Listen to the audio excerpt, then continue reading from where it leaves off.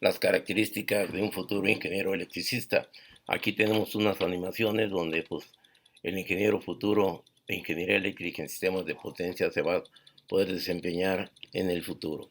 Yo soy el servidor José Armando Rodríguez Silva, sí, ingeniero en la carrera de ingeniería eléctrica, opción sistemas de potencia. Por lo tanto, ahora vamos a plantear el ejercicio de la práctica número 1 en su aspecto de la teoría. Vamos a hablar de la ley de Kirchhoff de tensiones en circuitos puramente resistivos con una alimentación de tensión de corriente alterna en régimen permanente.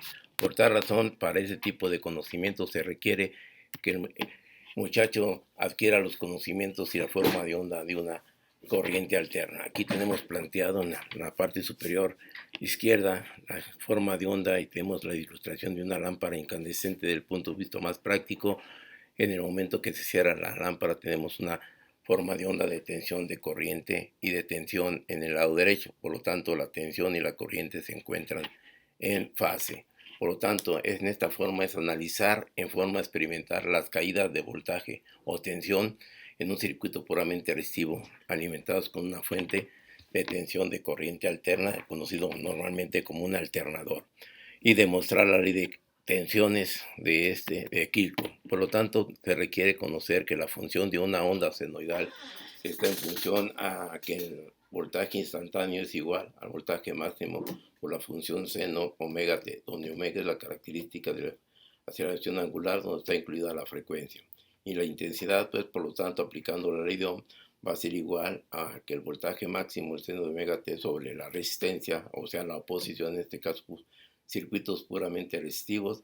Por lo tanto, ahora la corriente se va a manifestar también como una señal de onda senoidal bajo las mismas características de frecuencia y tiempo.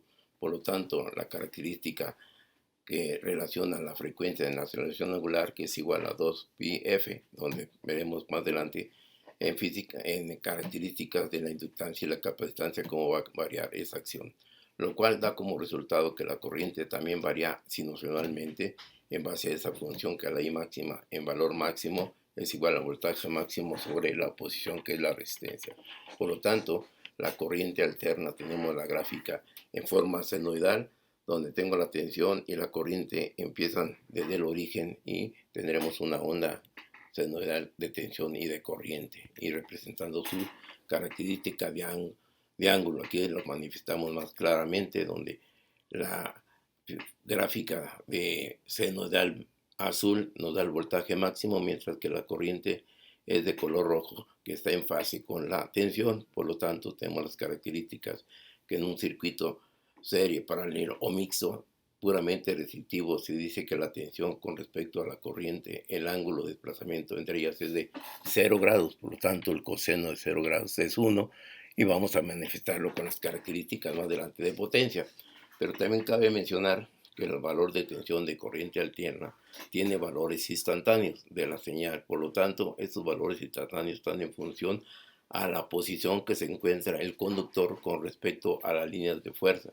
Nosotros veremos que en una espiral, al estarse desplazando dentro del campo magnético, pues va a girar 360 grados, y en esos 360 grados va a estar cortando de acuerdo a su posición la tensión y la corriente, y se están manifestando los valores instantáneos donde la función es igual a la corriente I igual a 10 seno de kT, que es en el caso de este tipo de características, tanto en tensión como de corriente. Así pues, vamos a tener que los valores instantáneos son los valores propios de la señal de onda de senoidal en sus características instantáneas de 0 a 360 grados. Por lo tanto, ahora pues, ese valor instantáneo de la señal de corriente alterna son los valores en los cuales tendremos que la corriente va a transformar sus valores de tensión para tener ahora valores eficaces. Por tanto, cabe mencionar que algunos instrumentos de medición de corriente alterna son los que nos miden valores eficaces o valores reales. En tanto, un medidor de corriente directa conectado a una tensión de corriente alterna, pues el valor medio o el valor eficaz es igual a 0. ¿Sí? Por lo tanto, no hay ningún problema que conectemos un instrumento de corriente directa a una tensión de corriente alterna. Por lo tanto, lo único que nos va a registrar es una tensión igual con 0. Por lo tanto, la corriente y la tensión eficaces va a ser igual al valor máximo multiplicado por 0.707 para tener el valor eficaz o el valor real de una tensión o de una corriente. Por lo tanto, los parámetros de tensión y corriente, así como los de potencia, se denotan con las letras mayúsculas, valores en función a la frecuencia, en tanto los valores minúsculos es en función al tiempo. Entonces tendremos que en los circuitos resistivos la oposición total, conocida como resistencia, también se le va a dar el nombre de impedancia, donde va a ser puramente resistivo. En el caso del inductivo, esa impedancia va a dar el nombre de una reactancia inductiva, y en el caso del capacitor la impedancia va a ser igual a una reactancia capacitiva en su estado puro. Por lo tanto, nosotros vamos a tener que hacer una verificación de algunas acciones de aprendizaje. Aquí tenemos algunas preguntas que son cuáles son las dos condiciones para determinar si dos elementos están conectados en serie. Tenemos las supuestas respuestas. Inciso A, los dos elementos están conectados a un nodo común. Inciso B, la suma de corrientes en cada elemento es igual a la corriente total. La potencia es la misma en cada una de las resistencias cuando sus valores son diferentes. El valor de la corriente será la misma en cada una de las resistencias. Por lo tanto, la respuesta adecuada, y se lo dejamos al alumno, y él debe corroborar que la respuesta correcta es el inciso A y el inciso B. Ahora tendremos la acción que la definición de leyes de Kirchhoff de tensión. La tensión total es igual a cada una de las tensiones de las resistencias. La potencia total es igual a la potencia en cada elemento. La suma de las caídas de o subidas de tensión alrededor de cualquier lado cerrado es igual a cero.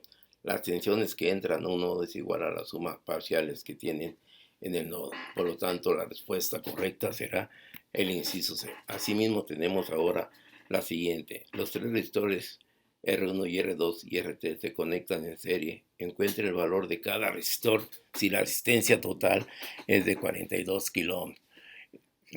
Si la resistencia R2 es igual a 3 R1 y R3 es igual a 2 R2, por lo que son las condiciones del circuito, tenemos las posibles respuestas, la A, la B, la C.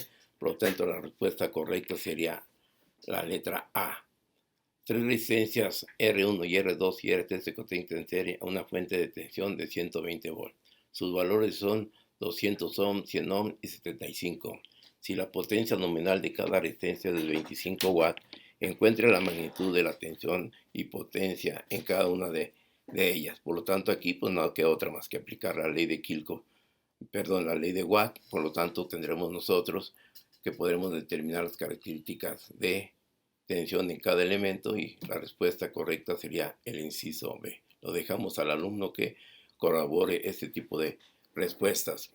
La siguiente, se miden los valores de tensión en un circuito serie de tres resistencias y esas son B1 igual a 41.35, B2 igual a 62 volts y B3 igual a 16.54. Si el resistor de mayor valor es de 65 ohm, encuentre los valores de los otros dos resistores. Por lo tanto, aquí se dan las respuestas, y la respuesta lógico es hacer la acción y aplicación de la ley de Kirchhoff de tensiones, y la respuesta sería el inciso D.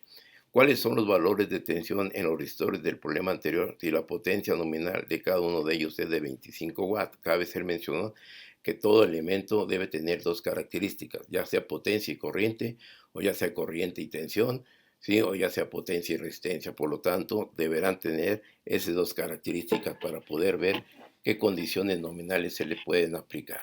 Por lo tanto, aquí nosotros tenemos las respuestas, y este tipo de diagnóstico es crear en el muchacho una acción de preocupación de poder autoevaluarse en sus conocimientos. En el otro inciso tenemos un circuito serie donde tenemos dos fuentes de tensión y algunas resistencias o elementos pasivos, y se pide aquí en este caso la tensión entre algunos puntos. Por lo tanto, aquí nos dice que la tensión voltaje AC, el cual sería el voltaje de acuerdo a las condiciones, y no se olviden aplicar la ley de Kirchhoff de tensiones, y la respuesta correcta sería que la suma de las tensiones es igual a la suma de las caídas del circuito. Aplicando este concepto, la respuesta correcta sería el inciso B, que establece la ley de Kirchhoff de corriente. Ahora hablamos de la ley de Kirchhoff de corriente. Esta se aplica en circuitos paralelos. La suma de las potencias de cada rama es igual a la potencia de la fuente. Las resistencias que consume la corriente son proporcionales a su corriente total. La suma de las corrientes que entran a un nodo es igual a la suma de las corrientes que salen de él. la energía no se crea ni se destruye, solo se transforma. Por lo tanto, lógico, la respuesta aplicando esta ley de la suma de las corrientes que entran a un nodo es igual a la suma de las corrientes que salen, y sería el inciso C. Encuentre la magnitud de las corrientes desconocidas en el circuito de la figura mostrada. Por lo tanto, tenemos un circuito, podemos aplicar la ley de Kirchhoff de corrientes y se pide que la respuesta de cada una de ellas, ¿sí? Tenemos una incógnita como la corriente I1, la corriente I3, la corriente I4. Por lo tanto, podemos ver que la corriente que entra al nodo es igual a las corrientes que salen, y ahí tenemos las condiciones del circuito. Y la respuesta correcta sería, pues lógico, el inciso D.